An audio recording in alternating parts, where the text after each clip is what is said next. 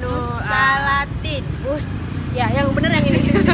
Itu di Taman Sari, di tengah kota Banda Aceh. Ya. Di sini banyak, kalau sore tuh rame orang main-main di sini ya. Rame yang anak-anak. Ini kan jadi kayak taman bermain gitu loh. Taman bermain, taman santai-santai ya, bawa anak. Dan kalau ada event-event seperti kemarin itu ada kayak pameran kopi atau pentas expo seni. apa, di sini juga sering. Ya, di sini sering diadakan karena memang letaknya di tengah kota. Dan di sebelah sana tuh juga udah dibikin open stage yang permanen gitu. Jadi setiap ada acara nggak perlu pasang-pasang panggung lagi, jadi tinggal dipakai aja. Nanti kapan-kapan boleh kita lihat ya.